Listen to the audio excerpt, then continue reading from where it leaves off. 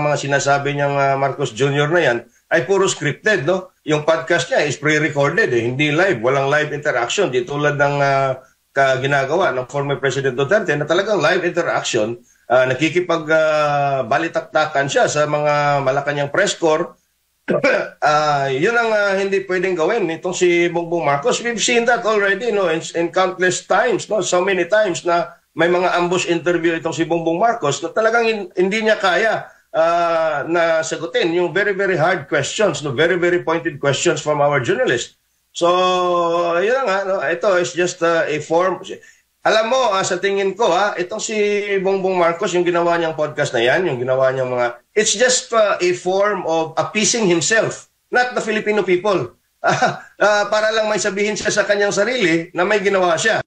Yun na nga, no? Kasi nga, sino ba naman ang siraulo na makikipagbati sa isang tao na wala nang ginawa kundi persecute ang iyong pamilya, ang iyong mga kaalyado, lalong-lalo na yung tatay mo ay pinakidnap at nandun ngayon nga nakakulong sa isang foreign court or foreign detention facility being tried, no? Well, not in fact tried yet, no? By a foreign entity. This is not just rhetoric. This is a blatant insult, no, to the intelligence of the Dutertes, their allies, and their supporters, no. Again, ewan ko kung sinong naglalakas loob na anong tawag dito, bigyan ito ng imprimatur or bigyan ng approval sa kanilang mga spin doctors dyan sa Malacanang, kasi nga kulokong tao na makikipagbati sa isang tao na pinakidnap yung tatay mo. Kung mag-e-extend ka ng olive branch, no, dapat meron ka munang ipapakitang sign of good faith, no, evidence of good faith. Opo, sir, unahin natin itong talakayin, itong panawagan o naging sagot, tugon ni Pangulong Bongbong Marcos sa tanong kung siya may gustong makipag-ayos o makipagkasundo sa mga Duterte. Ang sabi niya, willing po siya, ang panawagang reconciliation o muling makipagbati sa mga Duterte. Ano ba muna yung pananaw po ninyo hinggil po dyan sa pahayag ng Pangulong Bongbong Marcos Jr.? Well, at best, nakakatawa to, no? Mga kababayan, Jade and Admar. Kasi nga, sino ba naman ang siraulo na makikipagbati sa isang tao na wala nang ginawa kundi persecute ang iyong pamilya, ang iyong mga kaalyado, lalong-lalo na yung tatay mo ay pinakidnap at nandun ngayon nga nakakulong sa isang foreign court or foreign detention facility being tried, no? Well, not in fact tried yet, no? By a foreign entity. This is not just rhetoric. This is a blatant insult, no, to the intelligence of the Dutertes, their allies, and their supporters, no. Again, ewan ko kung sinong naglalakas loob na anong tawag dito, bigyan ito ng imprimatur or bigyan ng approval sa kanilang mga spin doctors dyan sa Malacanang. Kasi this is out of the planet na mga statements nitong si Bongbong Marcos. Opo, at nakikita nyo dahil na ano bang dahilan, pinaka-reason bakit kaya ganito ang pihit ngayon ng Pangulong Bongbong Marcos Jr.? Well, for one, no, halimbawa, if we give credence to his statements na makikipagbati daw siya, yung very poor showing ng kanyang mga kandidato sa alyansa na talagang binabandera ng mga survey firms that they will win by a landslide, no? And in fact, during the start of the campaign, itong si Bongbong Marcos nagbayabang pa na yung kanyang alyansa ay magbibigay ng 12-0 na resulta, no, 12 being the winners, no, ng kanyang alyansa senatorial balls, no, at hindi nangyari yon. In fact, merong 5, no, na galing sa mga Duterte, yung tinatawag ngayon na Duterte Bloc, at may 2 nga na mga Dilawan at Pinklawan, no, surprisingly.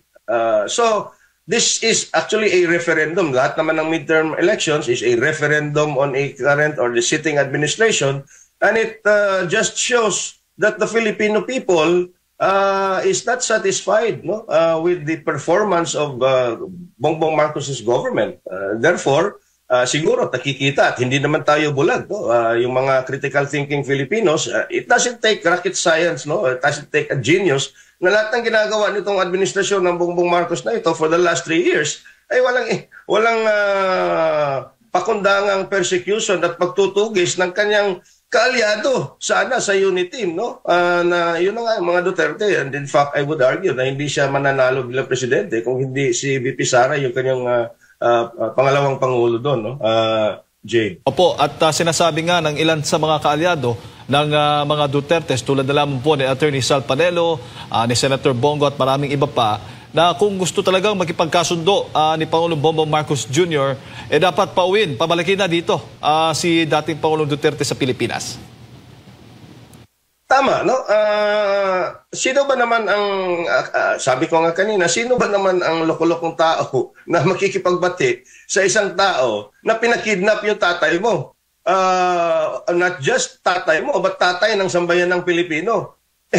Kung mag-extend ka ng olive branch, no, dapat meron ka munang ipapakitang sign of good faith, no, evidence of good faith. At una na niyan, pauwi na itong si former President Rodrigo Duterte.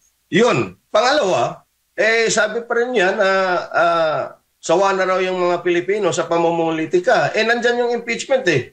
At ngayon nga, may statement si Senator Chis Escudero patungkol doon sa impeachment, no, na pinadala niya kay Speaker Martin Romualdez, no. So yun na nga, no, dapat pauwiin niya, no, makipag-ugnayan siya sa ICC. Hindi naman niya hanggang ngayon paulit-ulit hindi raw nila kinikilala ang jurisdiction ng ICC sa ating bansa. So ewan ko kung paano niya yan gagawin, pero yun na nga, no, ang unang pinaka malakas na ebidensya na gusto niya makipagbati at ayaw na niya ng pamumulitika the last 3 years of his administration is pauwiin talaga itong si former President. Kung ilarawan ng political analyst na si Professor Froilan Calilong ang mga naging hakbang ni Marcos Jr. bunsod ng kanyang pabago-bagong posisyon sa mga mahahalagang issue. Matapos kasi ang serya ng mga patutsada ay bigla na lamang naghayag si Marcos Jr. ng kagustuhang makipagbati sa pamilya Duterte. Ayaw nga raw niya ng kaaway at gulo. Ayon kay Calilong, hindi ito simpleng pahayag ng kapayapaan kundi isang taktika para isalba ang sarili mula sa lumalakas na puwersa ng mga Duterte, lalo na't kitang-kita ang pagbaba ng impluensya ng Pangulo matapos ang midterm election. Ang analogy ko rito parang medyo hindi tama, no, na kumbaga nag-job ka ng nag-job tapos nakita mo na lumalakas yung kalaban at babawian ka, bigla mong ibibigay yung kamay mo at nakikipagbati ka. I don't think that paints a good picture, no. So at the same time, it gives the impression that he is portraying the image nga of a weak and indecisive leader dahil nga ito ay nangangahulugan na hindi niya kayang pangatawanan yung mga salita at yung mga hakbang na ginawa niya in the past. Dagdag pa ng propesor, malinaw na ang layunin ng pakikipag-ayos ni Marcos Jr. ay para bigyang katwiran ang mga susunod nitong kilos, lalo na kung tuluyang ibaon sa limot ang isyu ng impeachment laban kay VP Sara Duterte. Anya, kung ipagpapatuloy pa ang kaso laban sa bise, ay siguradong matatalo ito. Kaya mas pinili na lang ng Pangulo ang tinatawag na political survival move. I think itong kanyang gesture na to, no, ng pakikipag-ayos sa mga Duterte, isang hakbang para ma-justify yung eventual kung sakali man na magde-decide siya na wag nang pahintulutan na or ibaon na lang sa limot itong impeachment. Ito ay parang parang ito yung justifying element sa magiging action na yon. Na kumbaga, kaya ko naman to inurong kasi nga nakipagkasundo na sila sa atin or nagkaroon na tayo ng reconciliation. So para saan pa na magkakaroon tayo ng impeachment?